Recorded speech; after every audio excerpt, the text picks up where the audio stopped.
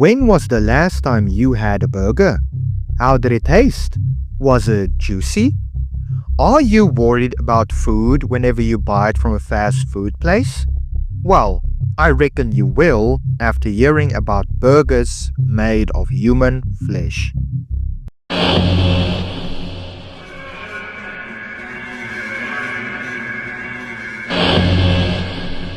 Joe Roy Metheny, a 41-year-old substance abuser and alcoholic at the time, came home one night after a long shift as a truck driver, only to find his partner and his 6-year-old son gone.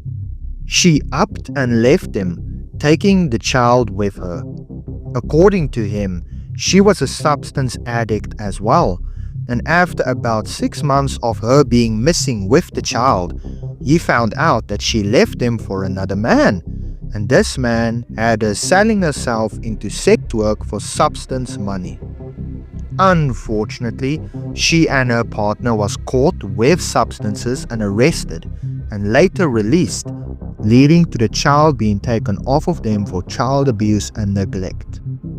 Due to a past criminal record he had on his name, he couldn't go and claim the child from CPS, leading him to harbor hatred towards his ex and her lover. He tried finding them, receiving an inside scoop that she and her lover regularly indulged in substances under the Hanover Street Bridge with some homeless people. He tried questioning 2 homeless men named Randall Brewer and Randy Piker, and ended up taking their lives there and then under the bridge by chopping them up into pieces. That night, he lured a substance-addicted lady to that same bridge and questioned her about his ex's whereabouts. She told him she didn't know where she was, and in a fit of rage, believing that she was lying to him, beat her up, SA'd her, and ended her life. With his kill count at 3 now, he lured another lady to the bridge and did the same things to her than the last lady, but this time, things were different. As he was about to dump her body into some bushes nearby with the previous victim, he noticed there was a black man fishing at a river nearby, and he saw Joe committing the crime. Not taking any chances, not wasting any time, he picked up a steel pipe nearby him, ran up to the man and smashed his head in. He took the bodies of the 2 women he ended the lives of and the body of this man and sunk them to the bottom of the river using rocks. He cleaned himself off and the crime scenes and left the area. After a couple of weeks, he was arrested for the slaying of the 2 men under the bridge. This is where the story should end, right? Where he rots in jail for life? Unfortunately, no. He ended up serving only 18 months in the Baltimore City jail for the crime, and after a 1-week trial, he was let out due to lack of evidence. Now a free man, he went back to his old boss and got his job back, and this time, he decided to stay on the property in a trailer, coaxing the boss into believing that he will stay there to keep an eye on the place, landing him the key to the main building and the front gate.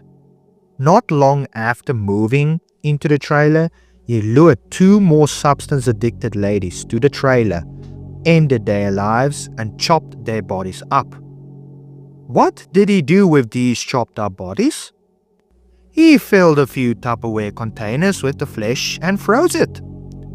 The parts he couldn't put in Tupperware containers was buried in the woods behind the premises. Shortly after this, he decided that he would open a sandwich stand, or as he called it, open pit beef stand. With his sandwich stand now open for business, he took the Tupperware containers full of human flesh and added it to a mixed blend of beef and pork meat. Business was booming, so much in fact, that his concoction ran out pretty quickly, forcing him to lure another lady named Rita Kemper to his trailer to butcher her. Once he had her there, He tore off her clothes, beat her up for not wanting to sleep with him, and due to nobody being around to hear it, her screaming were in vain. He just stood there, laughing at her, telling her he was going to end her life and bury her next to the 2 other ladies in the woods.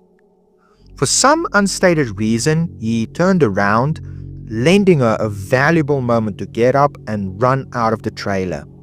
The premises were enclosed in a chain link fence, and the front gate had barbed wire at the top, but this didn't stop the poor lady trying to escape.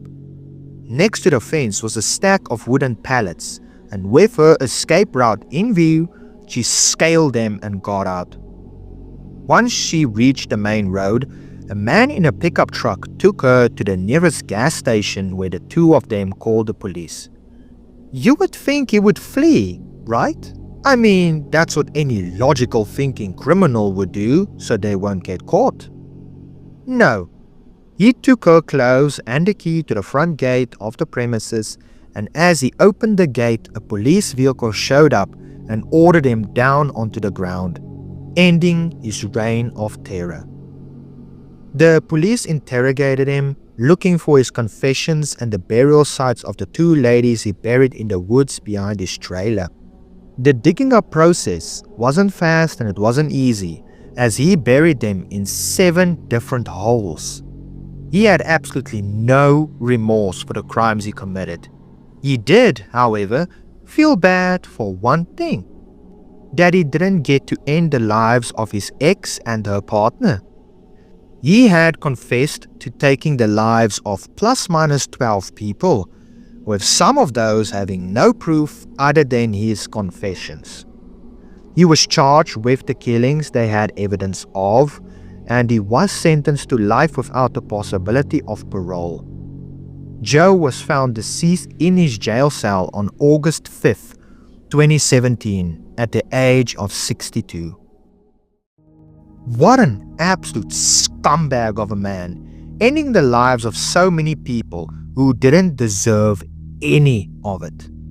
And in the process as well, taking the people's meat and adding them to a meat mixture and feeding it to other people.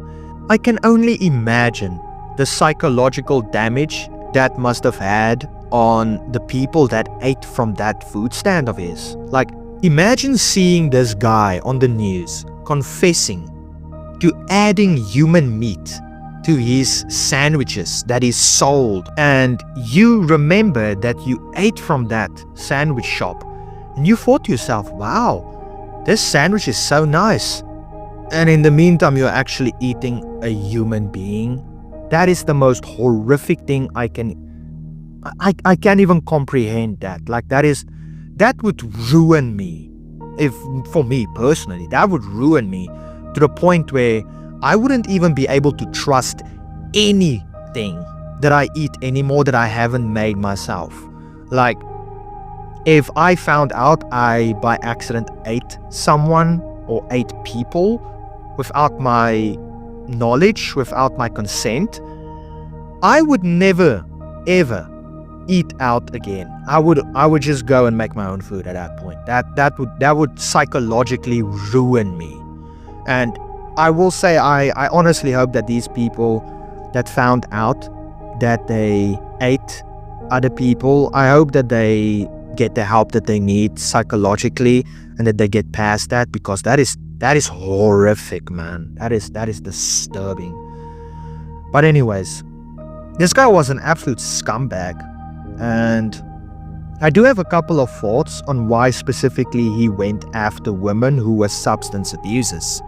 I'm thinking the reason why he went after those kinds of women is because obviously his ex was an abuser as well, according to him.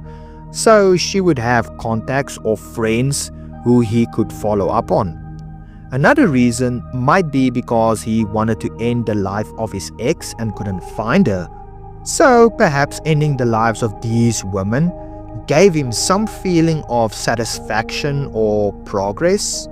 In a way, he's attaching her image and likeness to them, so that when he ends their lives, It feels and looks to him like he's taking her life.